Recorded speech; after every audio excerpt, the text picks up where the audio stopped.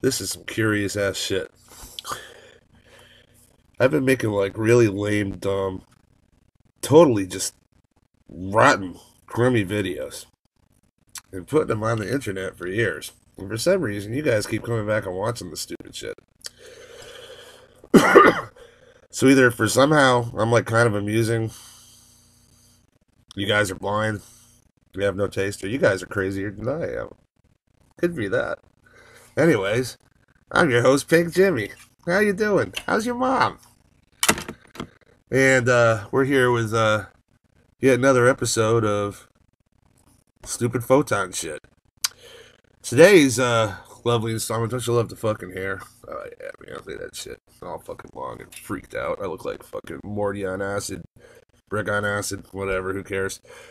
Um, Today I wake up after listening to my lame ass neighbor out, at Oh Dark 30 with his kid, teaching him how to use the lawn blower with the gigantic lawn blower on both their backs and the gigantic lawn blower that they put on the lawn to blow everything into their path so they can blow it with their lawn blowers.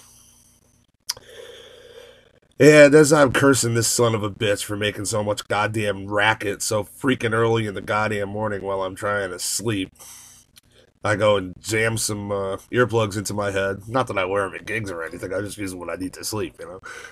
And I jam some earplugs into my head. Next thing I know, my brother's fucking knocking on my head like, dude, wake up. And I'm like, what's up? He's like, you got a guitar here. I'm like, huh? I didn't order any fucking guitars. Oops.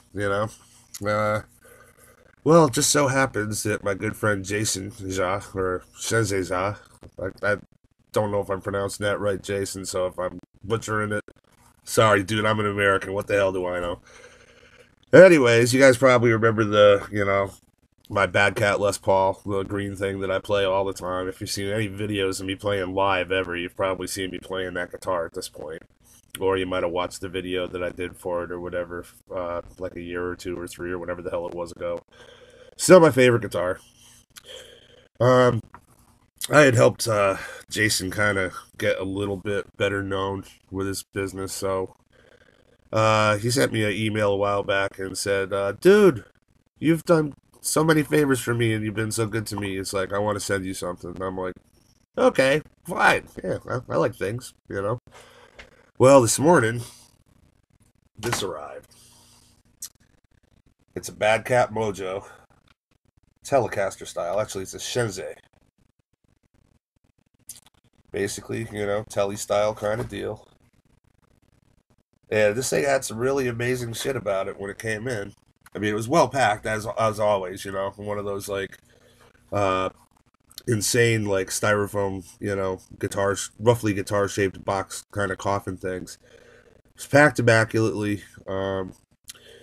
The hang tag inside's got proper English in it now, even, which is just cool. I mean, I'm glad to see that he's growing and stuff. But I pulled the guitar out and I was amazed because right out of the box it was playable, which never happens ever with any guitar. Closest I've come with any guitars I've ordered was that green Badcat and this thing. As a matter of fact, the only thing that was wrong with this thing was the high E string was about a half a step flat. The rest of the guitar was absolutely in tune. The finish is beautiful because I knock shit over with the headstock. Uh, Nice spalted maple, cap on it. It's really gorgeous. The back you can get lost in. There is one little teeny dimple way down here somewhere or other, but that could have even been for me already. You know. Uh, it's really nice. It's got I prefer the old school three saddle bridge. To me, it just sounds better and it plays better. I like the maple neck. It's got feels like a thin, like probably a poly lacquer or something on it. Uh, Neck feels almost less polished, which is kind of weird. I don't know if you can see it through here. Probably not. But it's kind of wide and kind of flat, but it's thinner. It's really like where your thumb goes. So it's very comfortable. And it's got, nice tone. That's the neck pickup. Going through my little Princeton barely on.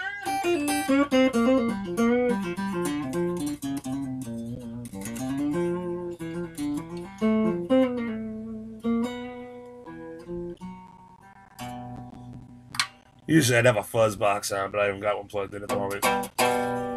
Bridge pickup's nice and spanky. The combination is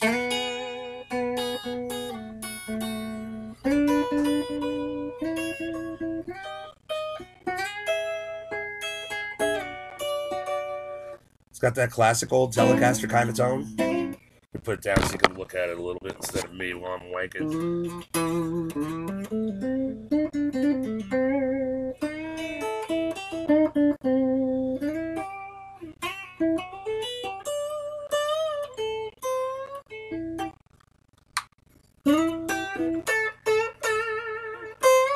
It's got that little bit of smoke that a good Tele has.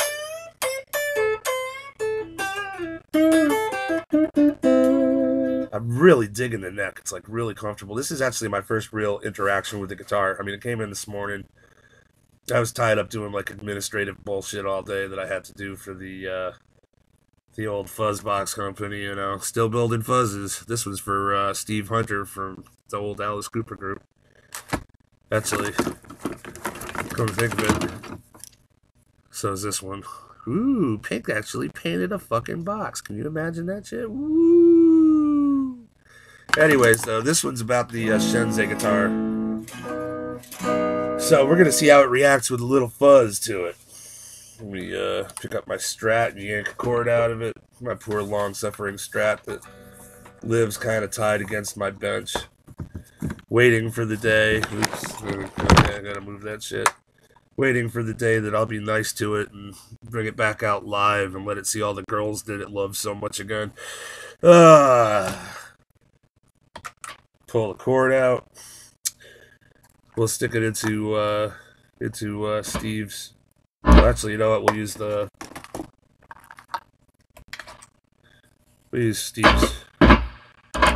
Steve Hunter's fuzz just for the hell of it because it's right in front of me.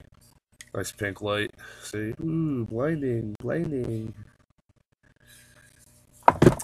This thing's, for all intents and purposes, a 4-knob fuzz face. There's a bias control and a warp control to control the distortion.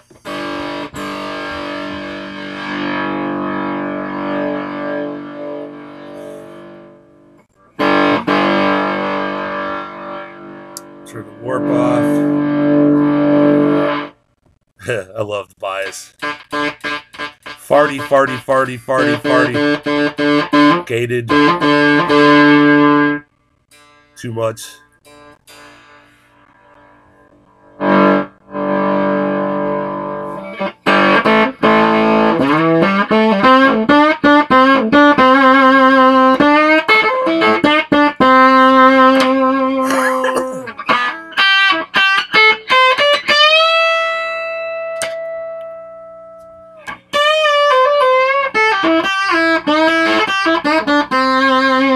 Turn it down a little bit. Please right up.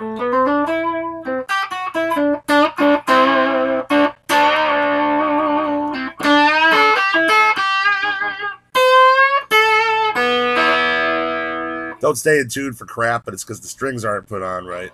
So when you're putting strings on, okay, quick lesson here.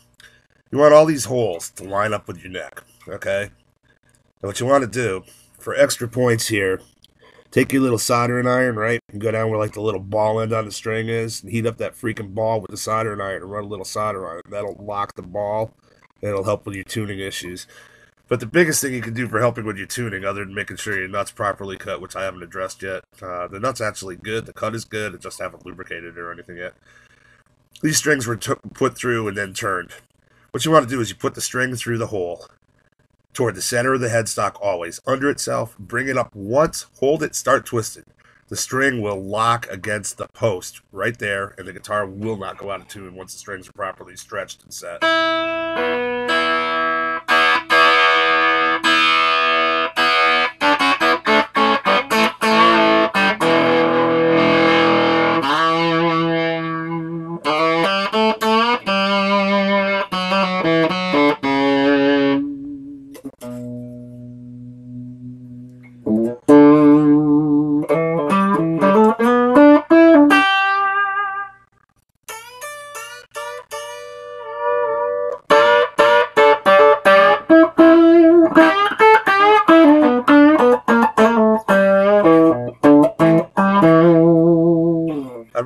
impressed with this guitar.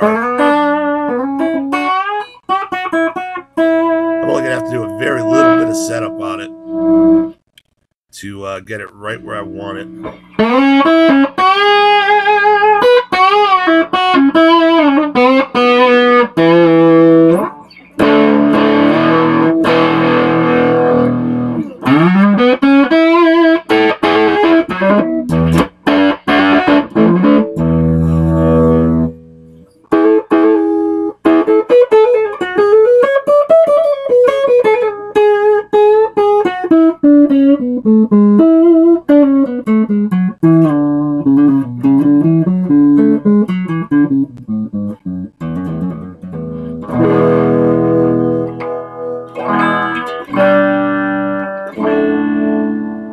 Turn the fuzz back off.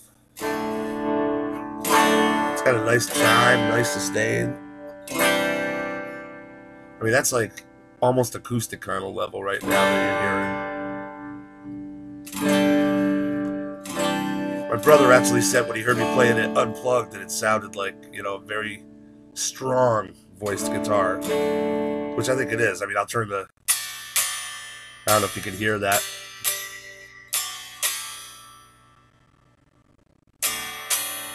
Turn it up a little bit.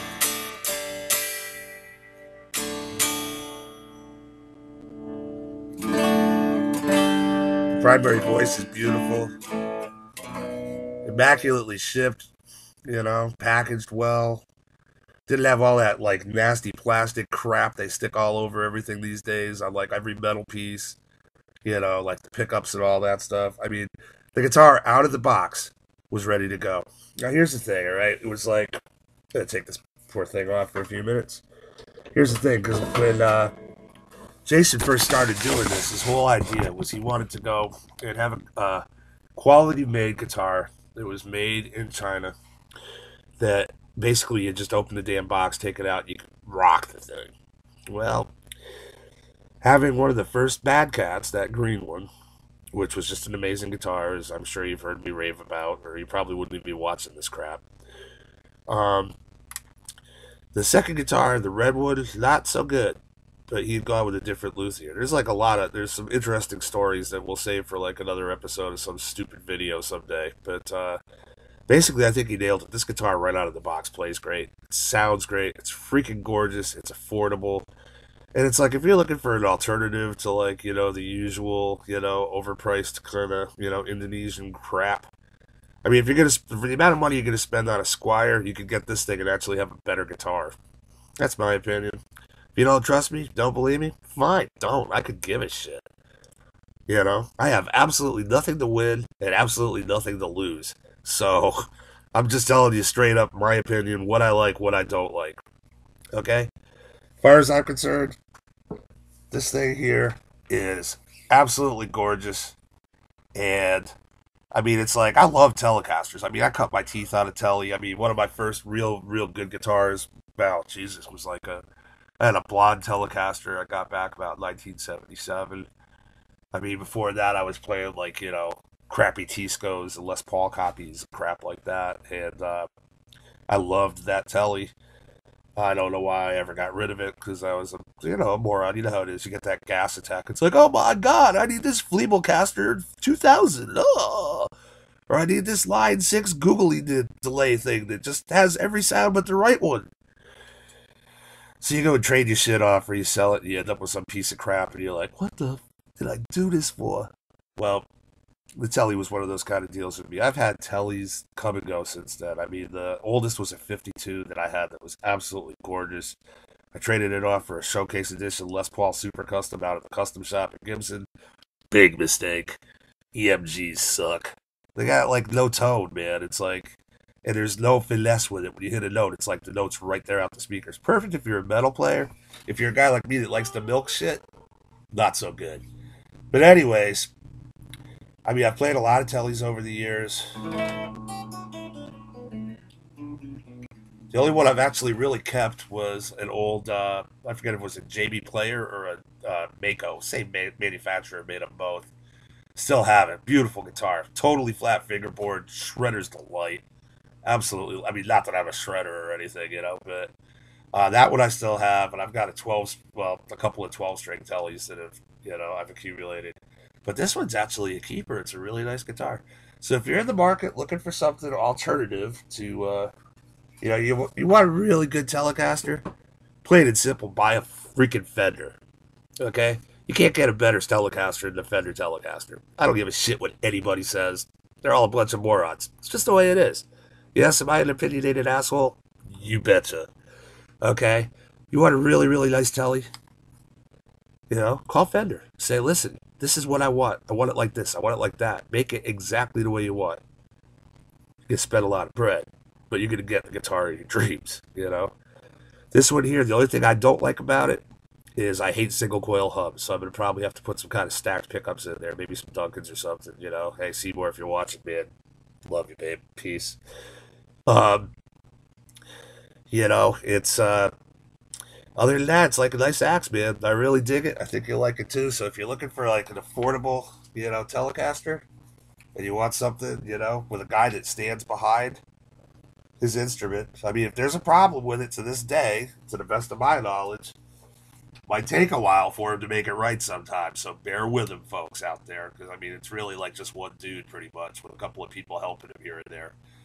Uh, if you want yourself a nice guitar at a nice price, man, consider. I can't talk. Consider. Kovifi. I can't talk or tweet. I'm just like, never mind. Anyways, very, very nice guitar. Plays great, sounds great, looks great. Shengze, man, thank you so much, brother. I am really, really just jazzed to death by this thing. It's one of the nicest gifts I think I've ever gotten in my life. I've been very blessed to, for you and me to become friends, bro. Anyways, people, I gotta make some stupid pedal trick things. Because it's kind of been a while. And there's like, I don't know, 400 or 500 pedals that are over behind me over in the crib that really probably should be addressed. But I'm like lazy, I'm old, and I really could give a shit. Especially since YouTube went, after getting us to put their ads on everything for years, they went and like screwed most of us. And unless you have 1,000 subscribers and 4,000 hours of views a month, then they take your AdSense revenue away. So after almost 20 years of AdSense, I got nothing. And all it did was annoy everybody that tried to watch my shit. So because of that, I've pretty much moved away more and more from YouTube. Uh, I will put up the occasional stupid pedal trick or the demo or whatever, only because I'm doing it for the community and DIY people out there and the people that actually are amused by my insane ramblings. But anyways, I need to go and fire something up real quick. And we'll catch you next time for yet another episode of Stupid Pedal Tricks with your host, Big fucking Jimmy Photon. Be good. Make sure you take the time to smoke the roses, eat your Wheaties, drink lots of fluids. Don't go in the pool for half an hour after you eat. And vote for freedom in the coming election in 2018 because we need to make sure that everybody in this country is free and equal. Going to be a hell of a task. Love to all. May whatever your conceptualization of divinity be, bless and keep you safely. And we'll catch you next time. Later, Bill and Ted.